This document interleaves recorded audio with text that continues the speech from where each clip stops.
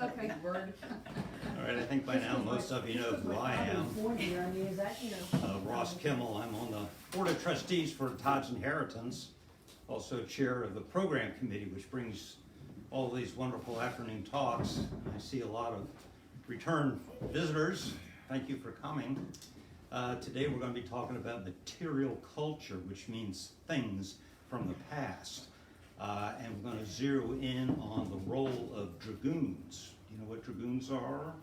There's one sitting right here. They were mounted troops, originally heavy infantry that rode to battle on horses, but got off to fight on foot. At the time of the War of 1812, though, the term just generally meant mounted troops who were used not so much for battles, but for skirmishing, flanking, scouting, message carrying, and things of that sort.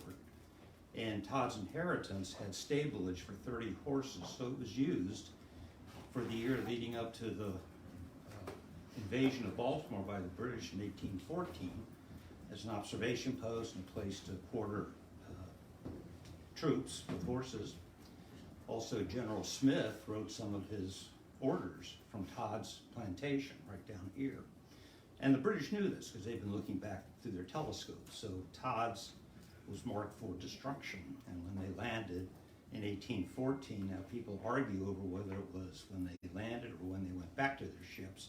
But this place and everything on the Todd farm was put to the torch. Somebody who saw it said, there's nothing left standing. The crops are all destroyed. The livestock's all gone.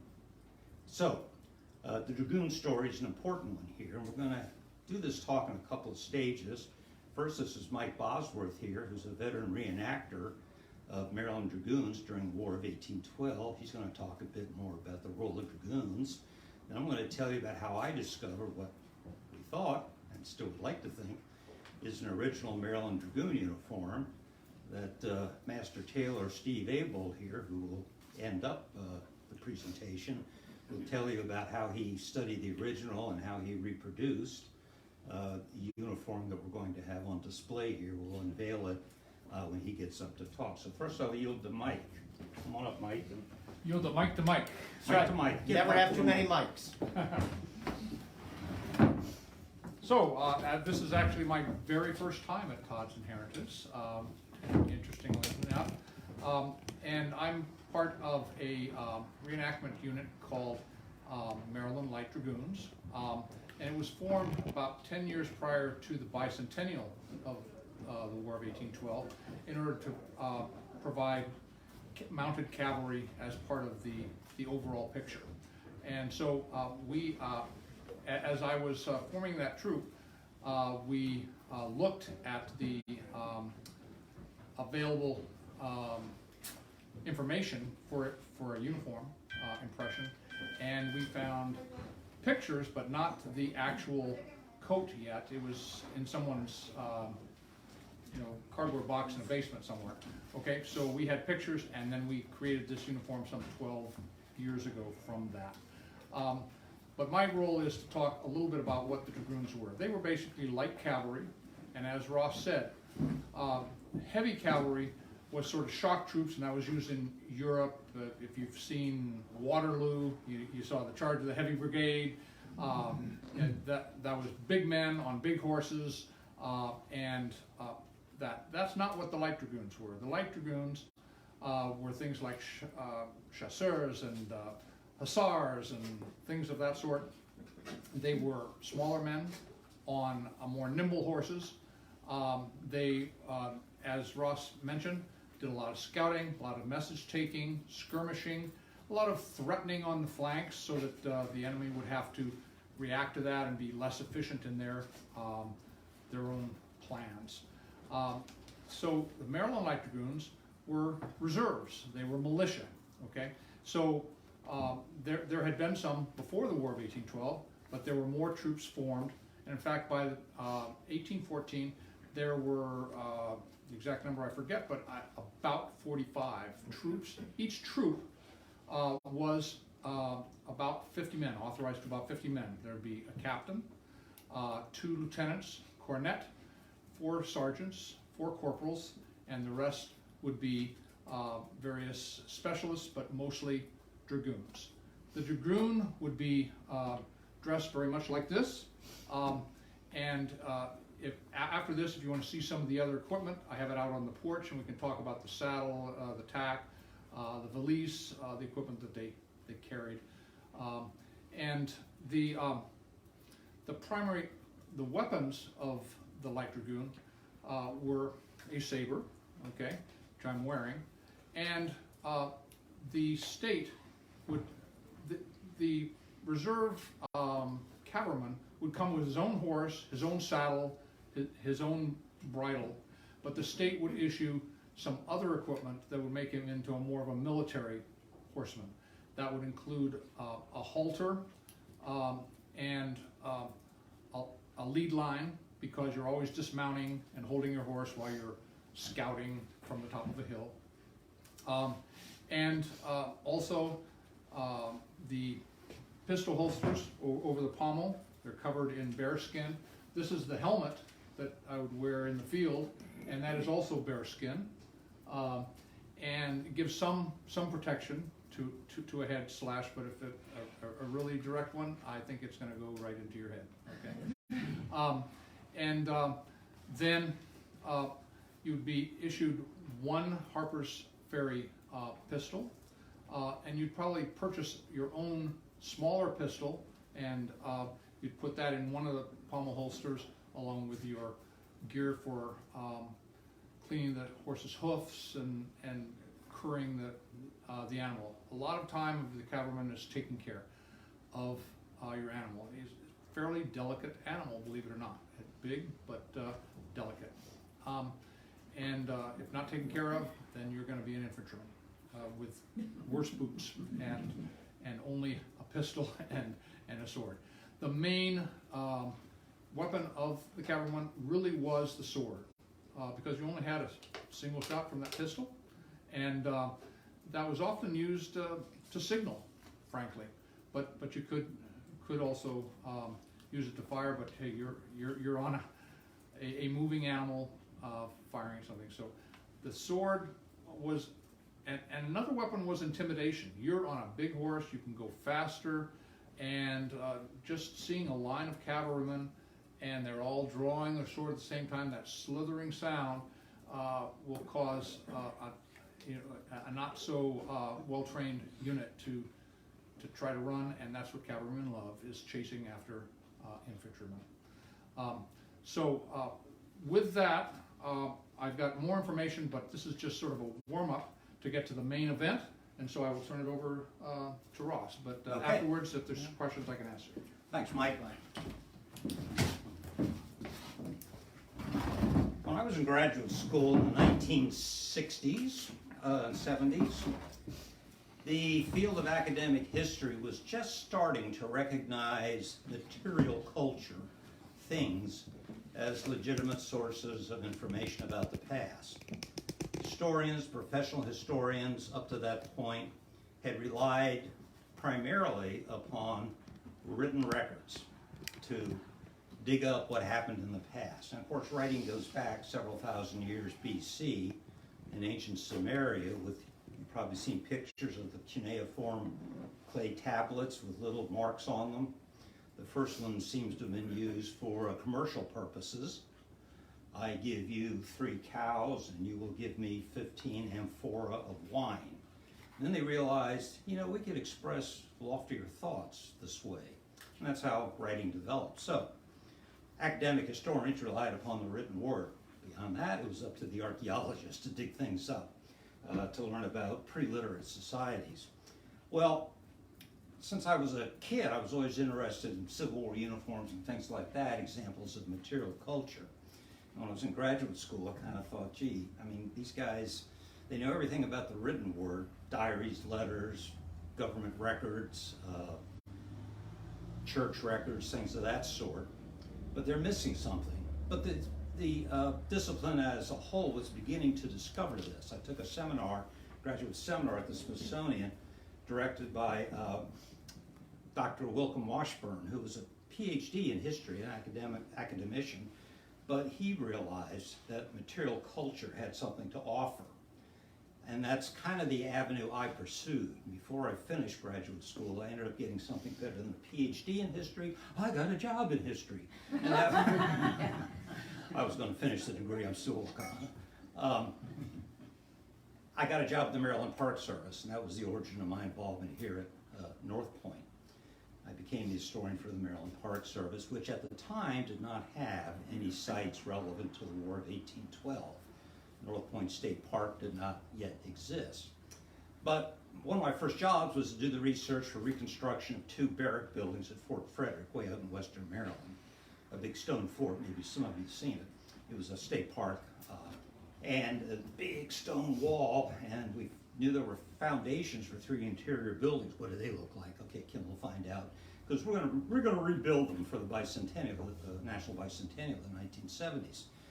Well, part and parcel of that was I found out that the Washington County Historical Society has some early photographs of Fort Frederick, not dating from when it was built, because photography didn't exist then, but from the late 19th century, early 20th century. So, as a matter of course, I went out one day on a dreary, cloudy January day and spent the day at the Washington County Historical Society with a 35mm camera on a copy stand, copying their 30 or so pictures, early pictures of Fort Frederick, photographs. And I ran some black and white film through, then I put slide film in and ran through them again. And I still had the film in the camera with about 5 exposures left. I got to talking to the director, and somehow the subject of the War of 1812 came up. And she said, "Oh, we've got a War of 1812 soldier's jacket here. Would you like to see it?" I was like, "Yes."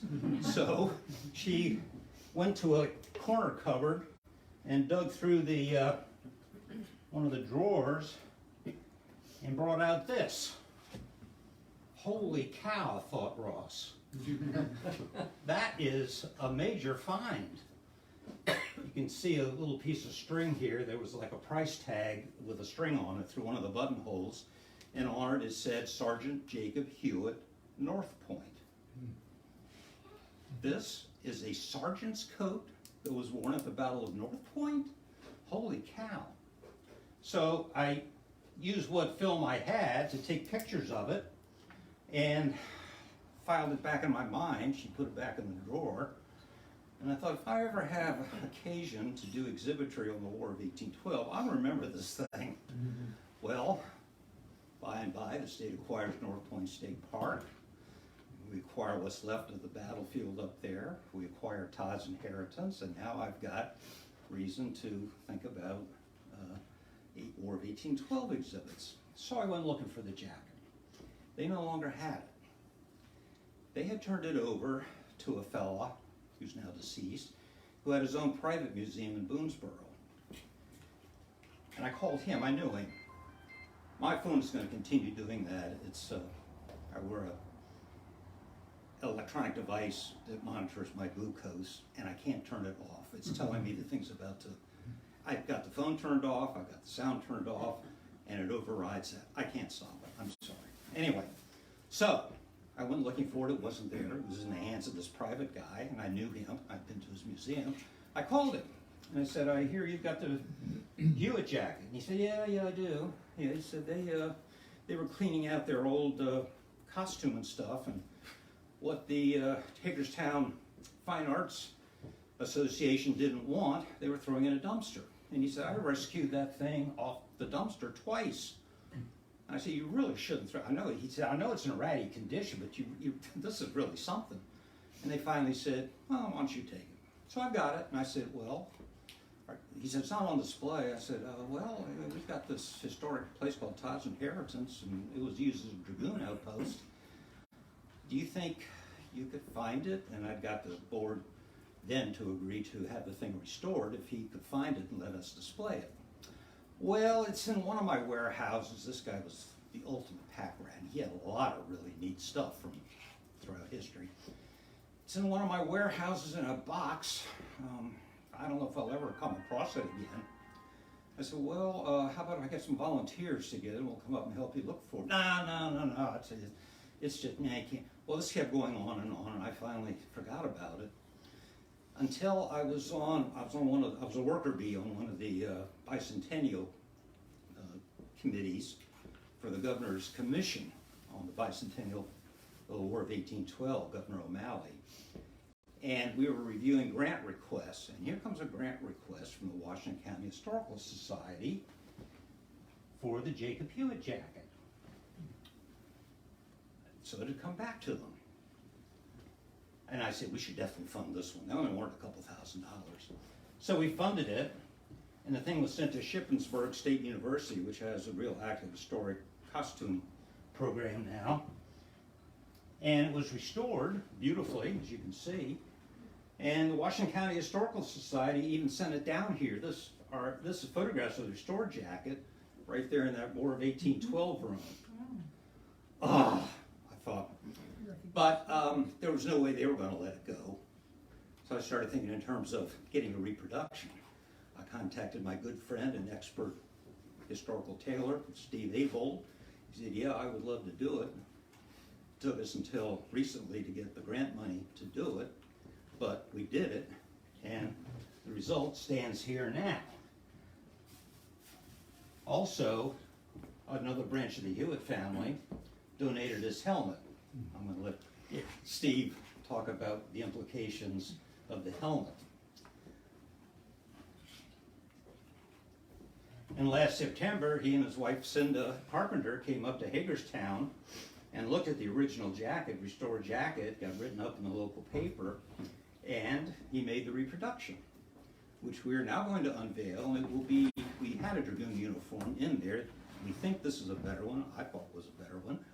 But here it is, and I guess Mike and I are going to unveil it for you right now. And then I'm going to turn the floor over to Steve so he can tell you about how you go about analyzing a piece of... From the back. Yep, from the back. Let's just let it... Try not to knock it over. Try not to knock him over. That would be so embarrassing. There we go. So there it is.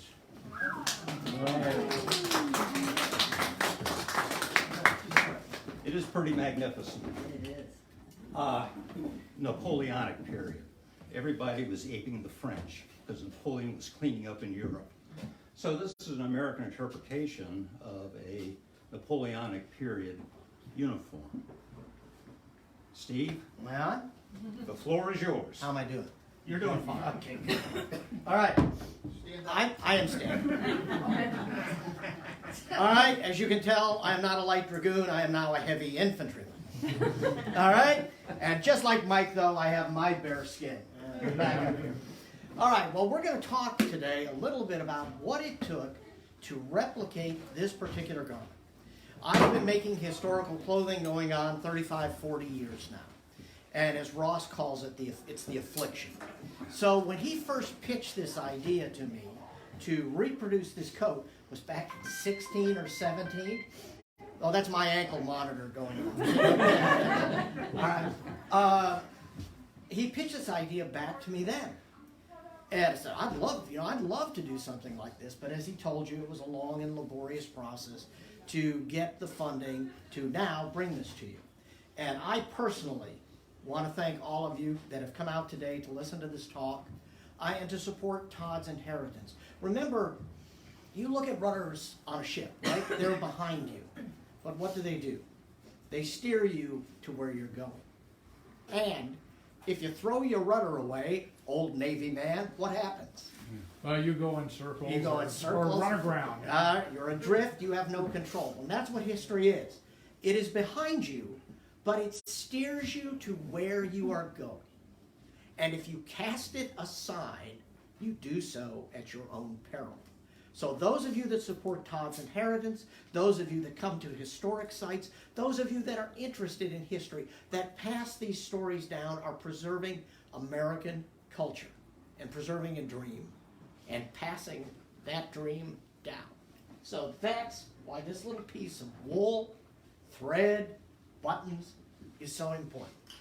Your museum is filled with all kinds of artifacts.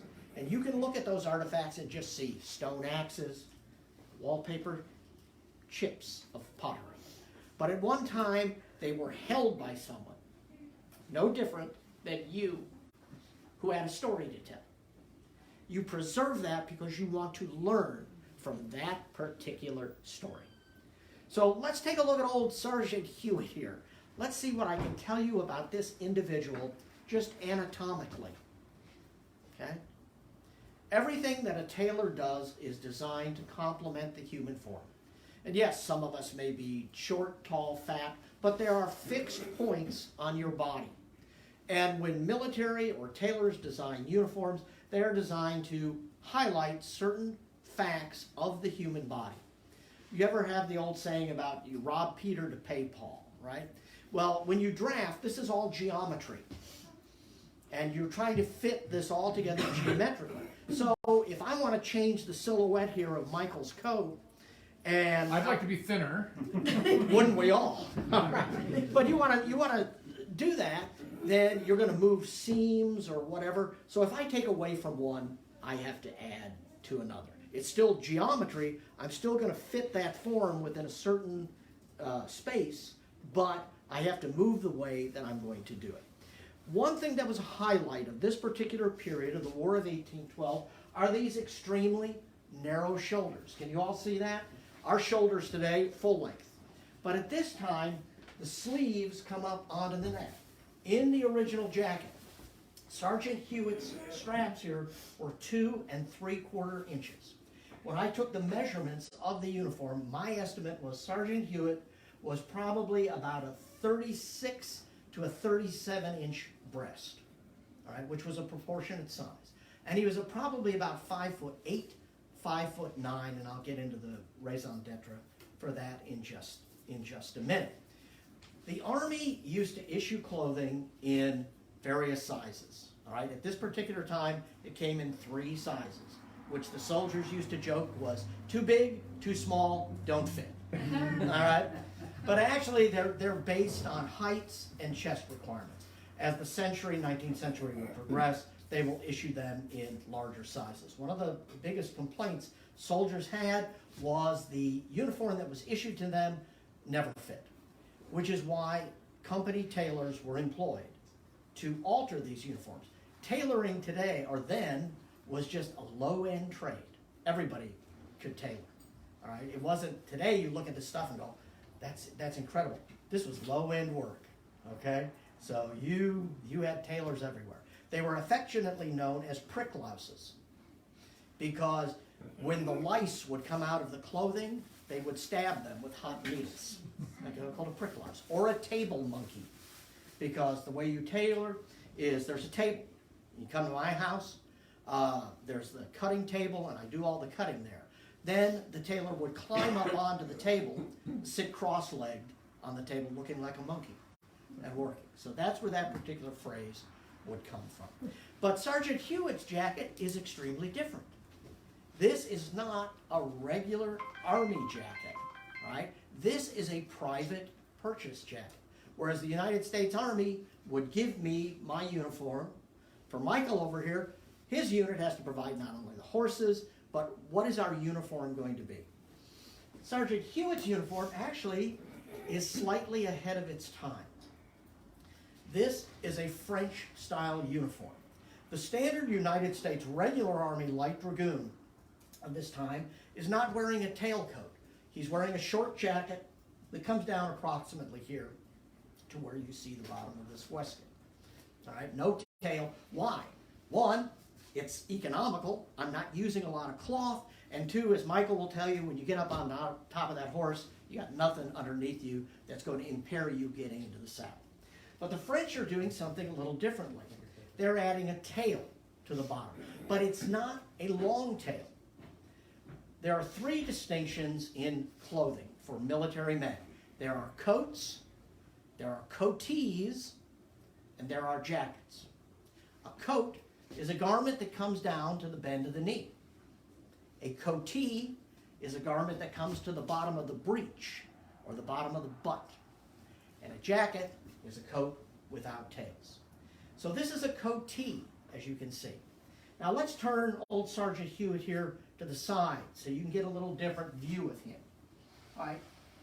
You can see the extreme length of the sleeves.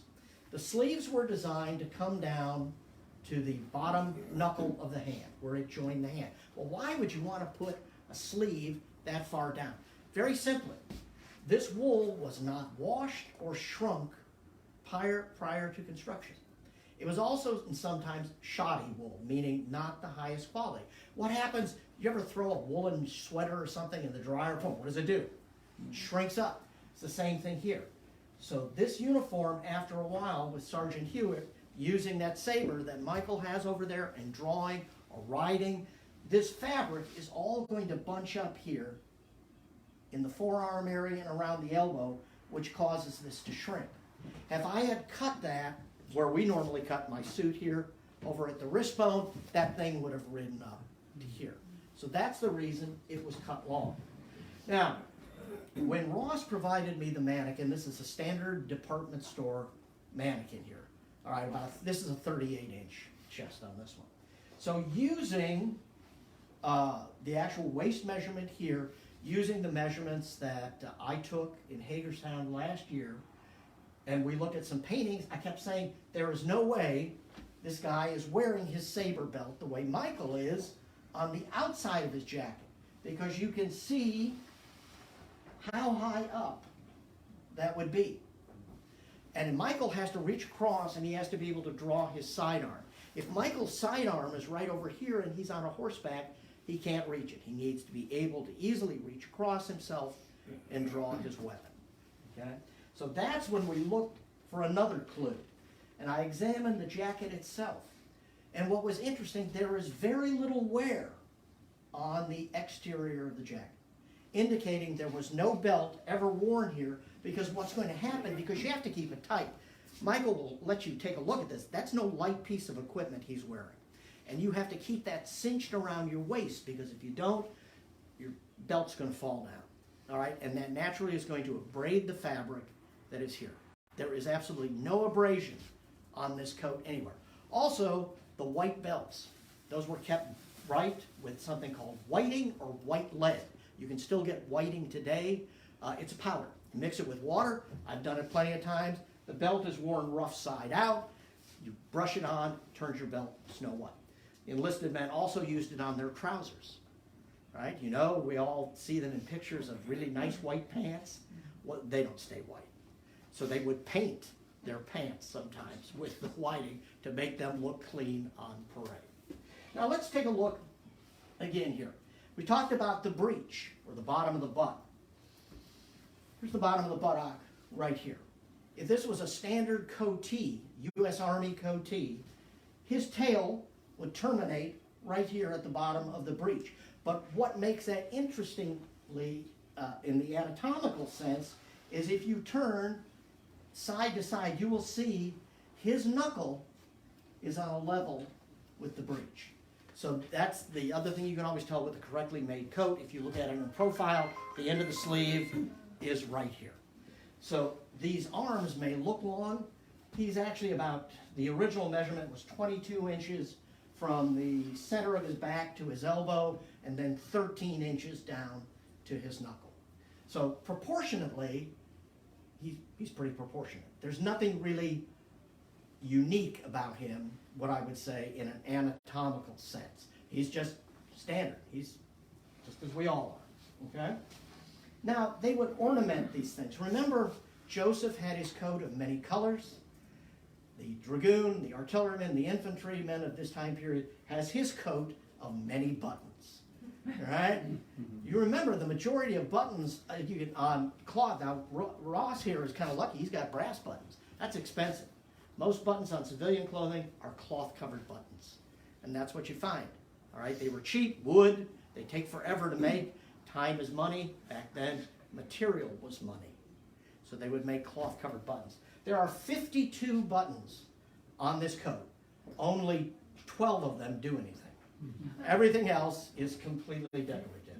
So when Sergeant Huyett would sit down on his horse, you notice this bizarre look back here? The tail is only 8 inches long. And the reason that it is cut this way, excuse me, I'm going to reach around and you can see it's cut on a curve. Can you all see that? All right. That is as he sits on his saddle that spreads over the back of the cantle. and he looks just as pretty going away from you as he does coming towards you. His pockets here are the thing that I found most interesting in this garment. You see how high up they are under the armpit? In my opinion, they're useless, because to get anything, you have to reach all the way up here, but that's where they were placed. And we have a tendency to think, when we look at 19th century garments, that, oh, the fabric is the best.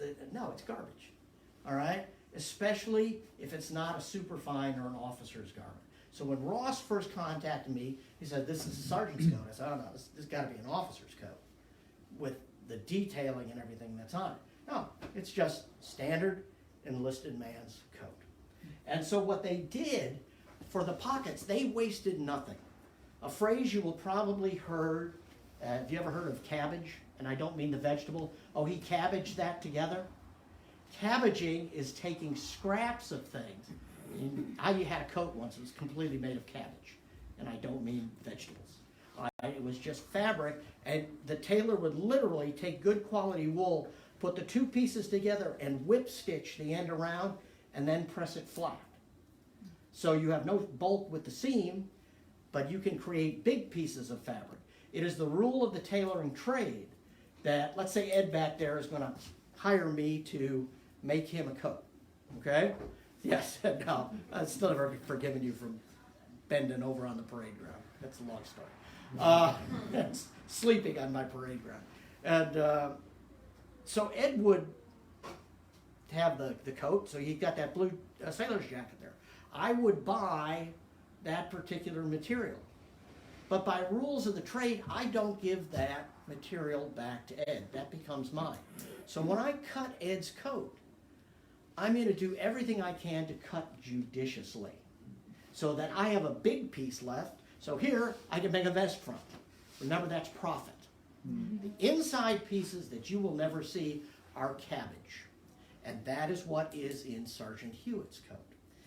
Standard amount of cloth used on a garment like this is probably, when I replicated a bunch of stuff for the U.S. Army at Fort Sill, I had the original materials list from 1840s, and they were talking about jackets, not coatees, but a jacket. Use 1 yard, 12 inches of cloth. And using the original specs, you can make it exactly out of 1 yard, 12 inches of cloth with just a few scraps. You can ask my wife, when I'm done cutting, what's left of this cloth you can hold in the palm of your hand. And that was sold to the rag trade. Okay? They didn't throw any of this stuff away. So on the inside here, on the facings, which of course we've got in button closed, which you can't see, all of the inside of his coat is cabbaged together. Also, on my coat here, you can't really see it, but there's a sweat pad in it. Most of us men have in our suits sweat pads. All right? Same thing is true here on this garment. On the facing part, there is a half crescent of fabric right under the armpit to absorb sweat. Why? Because the uniform is extremely tight. And as any of us who have worn this stuff will tell you, you perspire profusely in this. And this is hand done. There is no machine work. And your body oils will rot the stitching and rot the cloth. So that's why you put those pads underneath to help absorb it. Also, you see how high that is cut underneath his armpit? Look at my jacket today. If I raise my arm up over my head, what happens? The whole jacket goes with me. But a soldier's equipment is carried across his shoulders, and cross belts, cartridge box, etc. If Ed is a Royal Marine over there, and you can see the figure over there, has got to access his cartridge box or his bayonet, it better be exactly where it needs to be, riding on his hip. So if Ed's armpits are not high up under and he goes to reach for something, that box will have completely shifted around. So that's why this is cut tight. In my uniforms, I could raise my hand and everything. When I was commanding troops, my uniform never moved, okay? Because that's why it's cut tight. There's an old saying that said, a soldier's uniform was cut tight to remind him of the authority the state exerted over him. All right, it just may be a fable, but I've always liked that particular kind of thing. So these are cut very tight, okay? Now let's talk about his sleeves, which I found, of all the garment, this was what I found the most interesting. Okay? This particular sleeve that you can see right here, this is a Maryland style sleeve. I have never found this anywhere except in paintings of Maryland officers and on this. The standard U.S. coat, this is a 4-inch cuff, is split, it's joined together like that and split 2 inches above the cuff seam. If you look at the painting on the cover of the book that you have out in your gift shop of General Stricker, he is wearing, even though he was a Maryland militia officer, when he had that 1813 U.S. pattern uniform on, his sleeve is the standard U.S. pattern. But you look at the Peel portrait of Sam Smith, and what is his cuff doing? It's like this. So, when Ross brought me in and we examined this, I thought originally, because I thought Peel was a one-off, okay, that thing with Sam Smith. And when you looked at the original, it was done exactly like Smith's. So this seems to be a very Maryland kind of a deal. The other thing with the cuffs, notice the difference of the angles here on the tail and on the cuffs. Most of the designs in anything, a tailor used pretty much one instrument besides his needle, thread, shears, etc., was the tailor square, which you've all seen as a carpenter's square. 24 inches on one side, 14 inches on the other, using the right angles. That's how you line all of these things up. So normally to do this, you would just find a center line, draw down, rotate your square upwards, and then strike the lines. Very quickly done. That's not what is done on this jacket. This is not a 90-degree bend. This is 100 degrees, and that's exactly the way the original was done. But you notice that's not a 100-degree bend here. The way this is normally done with an indented cuff, the indentation goes all the way down to here. And then you have 3 buttons proceeding upwards. The only way to make that work with a 4-inch cuff that comes down to here, if you strike the arc with the tailor square, it is exactly 90 degrees. Okay. How are the buttons affixed?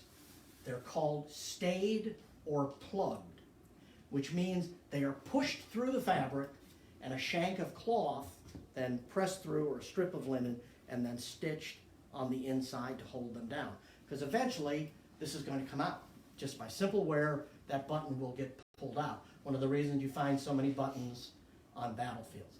What was interesting again on Sergeant Huyett's jacket was the buttons. These are solid brass buttons, which is standard. You look at Michael's got standard solid pewter buttons. You don't find stamped buttons. You find that later. Or a 3-piece button. You mean a dome, a back, and the shank. Right? I've never seen that at this particular time period. But his jacket has stamped buttons on it. There's no insignia, there's nothing on it. It's just a plain brass button where the brass has kind of come off it. But it's just like a modern button that you would see today on a military uniform, which I found very, very fascinating. All right, excuse me. We're gonna expose his buttocks here. Oh, shot in the buttocks. All right. So anyway, here you can see the tail does not line the entire back of the skirt. Can you all see that? You see the seam right here? It is only lined, half lined, meaning to this tail. Well, why don't you just line the rest of this? It's a waste of cloth. All right. This took me, I used exactly 1.75 yards of goods, 6/4 cloth or 54-inch wide goods, to manufacture that. But I don't think it took that much, because a standard coatee, which comes down to here, uses 1 1/2 yards. So how come I made a smaller coat and got less goods out of it? One of the reasons was I used the body fabric to line this of the tail. I personally think this was a serge woolen lining. The original lining does not exist. Part of the upper lining does, but the tail lining does not. So I thought that was woolen serge. And one of the reasons was because I have a double layer of wool here, this gets extremely thick and it doesn't drape. You can see this kind of poochy there. With a lighter weight fabric, the folds on this will be much more graceful. But remember we talked about cabbaging. This coat, on Sergeant Huyett's coat, now I didn't put it here, the underseam, okay, the undersleeve, which is this part of the sleeve right here, is cabbaged together. The exterior, which you see from this side, is one complete piece, but it's like no one is going to see his armpit, so we'll piece that together. You get underneath the cuff, you can see where it has been pieced. So these people wasted nothing, okay? Now let's talk about this funky little device right here. This is called a wing. Ed, British Army is using, doesn't some of your troops have wings on?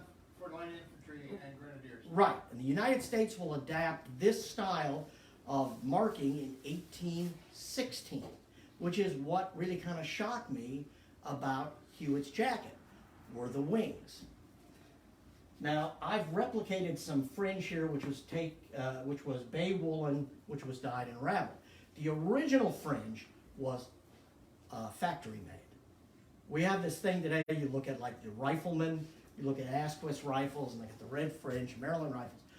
There's no way anybody is sitting there and unraveling fabric to make 500 uniforms. This is a custom-made fringe. Then that could be dyed and whatever, and then easily applied. Now, I've had two people that were doing this, making the fringe for me. It never arrived, so we had to improvise. So as soon as that fringe does come in, I'll dye it. And Ross will look at it and says, no, we're just keeping this. But anyway, it adds a very striking appearance to the garment. Okay? It's just simple. It is just a crescent of fabric that is sewn in the sleeve. This edge here is straight, so you're striking an arc. Huyett's wings were 10 inches here to here, front to back, 3.5 inches from top to bottom. So you account for your seam allowance, you draw your perpendicular line at 5 inches, 3.5 up, 10 inches wide, and you just strike a simple arc. That's it. That's how simple these parts are. Another interesting thing with Huyett's jacket, what is a hallmark of this particular time period of fashion is today we have a curved breast, and by the 1820s and 30s, uniforms will be cut on a curve to accentuate the curved breast. At this time, it's just the edge of the square, 90 degrees. So you would take your tailor's square, you would angle it slightly to cut it on the bias and strike down. But Huyett's jacket features a curve here. It not only curves here, it curves slightly down at the waist to accentuate and nip him in a little more. I had never seen that on an 1812 uniform until I replicated a rifle uniform that the Louisiana State Museum had in their collection. I looked at it, thought this is 1830s, 1840s. No, it's 1812. The officer was not retained. So the old saying, there's more than one way to skin a cat, not everything is done the same way. So Sergeant Huyett's jacket is cut on a curve, and you can see the way it curves in at his throat and grabs it nicely in through here. All right, let's talk about this. You know, you can ask my wife. I felt like a cake decorator gone mad by the time I finished this thing. Anybody want to guess how many yards of cording are on the jacket alone? You have it here, you have the pocket, here, the collar, the cuffs, all right? And the sergeant's drinking again. Stand up. You have it on the bottom, it edges all the way around. Anybody want to guess how much cording is on the jacket alone? Hey, no help from the peanut gallery. 7 yards? 100.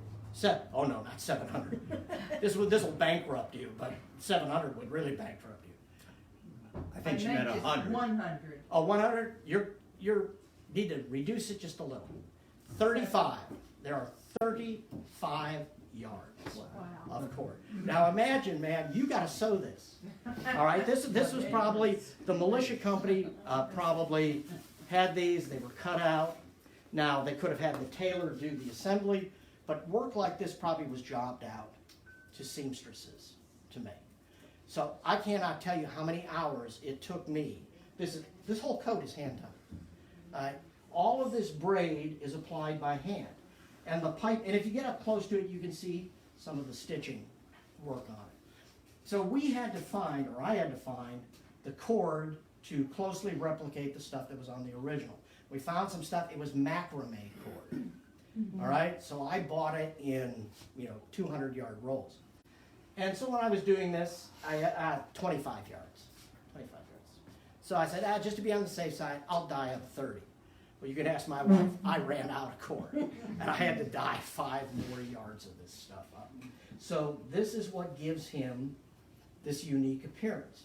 The other thing that's interesting, and you can come up and you can poke around on it, normally if you were doing something like this, your cording would end here, so you could easily make the trefoil. That's not the way it is done, all right? It starts here and goes underneath. See, I'm left-handed, so what I would have done would have laid the cord this way, come around to the bottom, then laid the loops like this, and then tucked the raw edge under here. You don't see that because the button covers this. One thing we also found out when I did this, when I dyed this, I boiled out all of the sizing in the cord. So instead of having a cord that I could easily work with, I now had limp angel hair spaghetti. So I had to go down to my shop, get the can of spray starch, and spray starch all of this stuff so it would get the body back in. And I do have a length of it here, and if anybody's interested, I'll show you how to quickly make the cord and how to do the trefoils. Okay? The collar is very unique again. I have never seen this style before. Okay, you can see the way it comes around. And on the inside, can you all see that's red on the inside of his collar? Mm-hmm. Red cloth was extremely expensive. So the red cloth in the inside terminates about right here. And then that's blue cloth on the inside because you had scrap left. Okay? And we're going to look at his pantaloons here. Dragoons, of course, were very ornate. That was one of the things you were trying to do when you were recruiting. You wanted to recruit somebody with a sexy looking coat. You know what they said the best recruiter for the Army was? Jack Frost. Because these were nice warm woolen garments. And so the wintertime came, you got a nice woolen suit of clothing. So he has cording on the outseam. When Ross and I looked at the Ruckel painting, you know, there's an old saying, there are 3 sources you use when replicating an original garment. Source number 1 is what the painter showed them wearing. Source number 2 is what the regulations said they were supposed to be wearing. And step number 3, what they actually wore. So if you translate all down, there's always some kind of a difference here. So when Ross and I looked at this and we brought up the Ruckel painting, there's a company of dragoons that you can see, and they all have red welts running down the outseam. I thought, that's kind of bizarre. So in the original bid, I said, well, I'll put a red welt there. And he says, no, that was a group of artillerymen that had been converted over to cavalry. Everything has a core. In the Army, white is the color of infantry. All right? I always said it was a bad day in 1850 when they changed our color to blue, but our color was white. Artillery was red, mounted services was yellow. So I looked at this and I said, why does he have yellow cord, brass buttons, and a red welt? It didn't.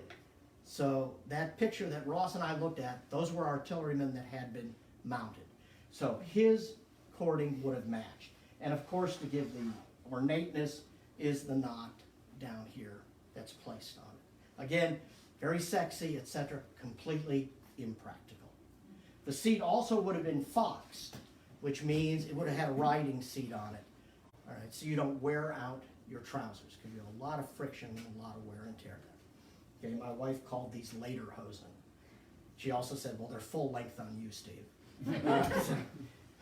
And you can see the vest, and you can see the saber belt worn under here. And that, my friends, is pretty much Sergeant Huyett. All right? Yes, Ed? With all the cording, you don't have any raw edge, do you? No, it's the way you get this nice edge here is it's pressed under a 1/2 inch. So you got that press line. So all I had to do then was fold the press line out, lay this along the press line, and whip it down. And then fold it back in, and you get this nice thin line. Okay? There's all kinds of little tricks to make this work. All right, in the original garment, the inside lining is much thinner, and so is the coat body. And of course, trying to get that fabric is very difficult. This is a uniform cloth. This is a real deal. It's from a company that no longer exists. And I've been holding on to this red wool here over 20 years. Just scraps, and I had just enough to do that. So and of course the white wool vest. That's it. There are no pockets in the trousers.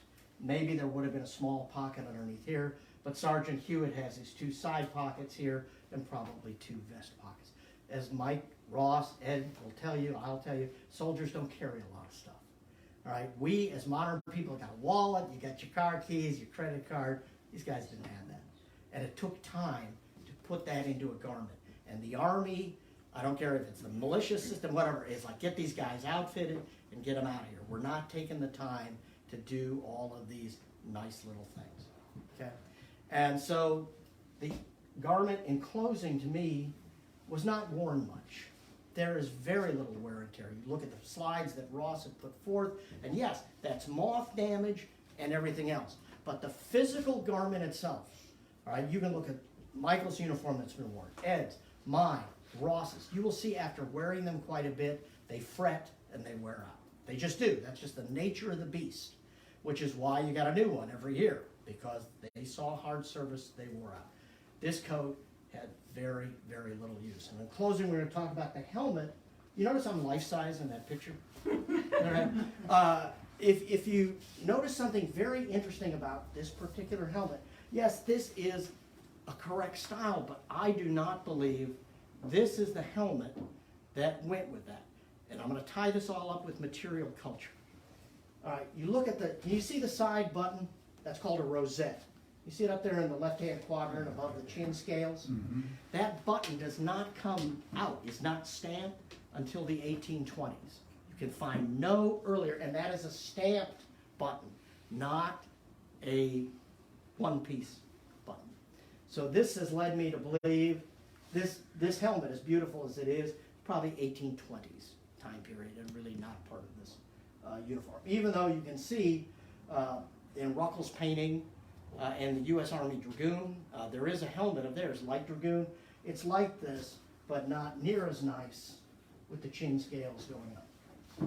All right, does anyone have any questions? If you want one, I'd be happy to reproduce it. You can sell your firstborn, and we can do that. And aside from tailoring, I also write and direct films for a small museum in southeastern Indiana. You can check out our YouTube channel. Just go to YouTube and look for Musée de Venoge, M-U-S-E-E, it's French. And we currently have a series called Tales from the Tavern that I write and direct. It's set in a tavern in the 1820s, and it's all true. We used a memoir of a guy that grew up in the county in the early 1800s. He was the county recorder, and we lift the stories out and we dramatize them. And I always like to call it, it's kind of Prairie Home Companion meets Cheers. All right, so there's a lot of jokes in it and whatever, but it's all historically. We have a drink series, so if you like period beverages, we teach you how to make a period beverage, teach you a period song. Then we have one, the guy that lived in this house, lived there for a long time, 34 years. He fled New York State during the War of 1812 and 1813, moved to Indiana. He wrote 34 years of letters back to his family. We took those letters, we dramatized them in a full-length movie, and then we have a series where he writes about historical incidents. And we take what he writes versus what actually happened.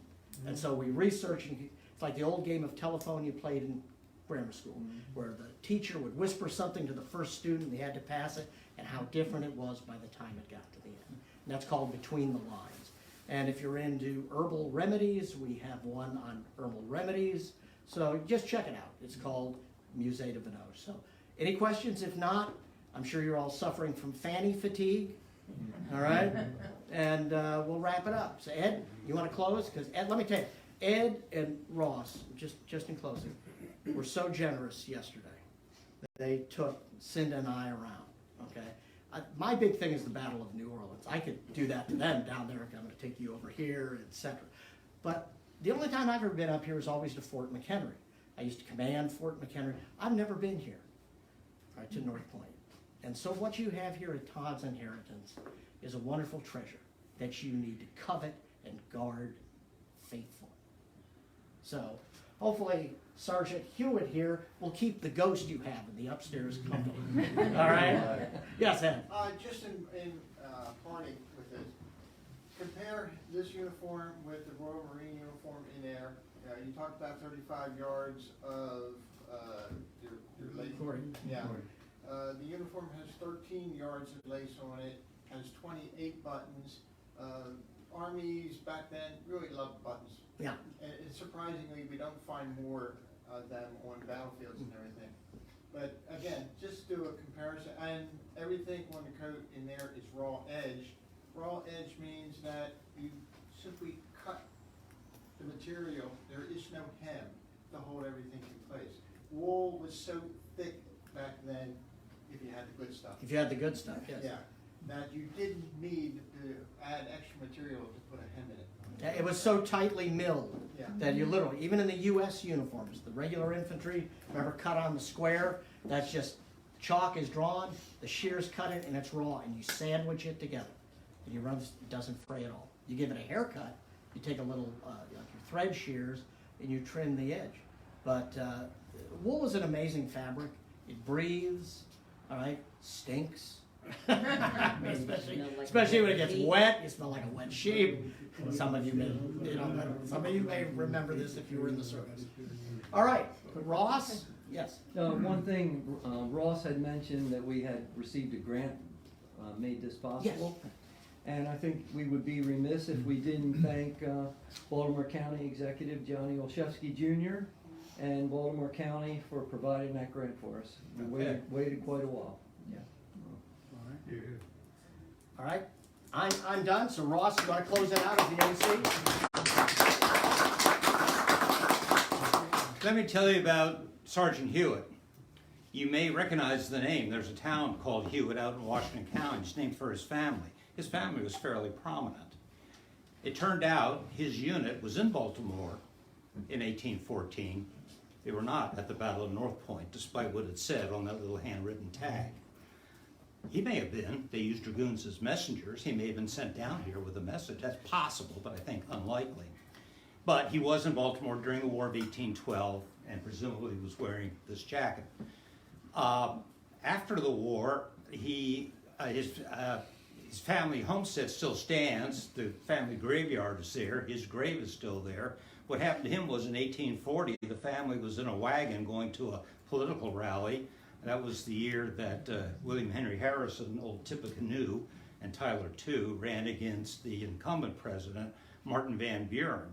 And Harrison won. He was a veteran of the War of 1812, and I imagine the Hewitts were going to a Tippecanoe and Tyler II rally. Poor old Jacob fell off the wagon and got run over by one of the wheels and killed. So, after all this, he ends up falling off the family wagon and gets killed. Okay, well, thank you, Steve. And Mike. Yes, sir. How long did that take? How long did this take? Well, I generally work 12-hour days, 10 to 12-hour days. And, of course, I had drafted it. I spent several days drafting it. Just because, again, you're trying to replicate. So, again, all of these points, Ross measured, I measured where these things terminated. I took the square because I was trying to replicate as close as I could to the exact garment.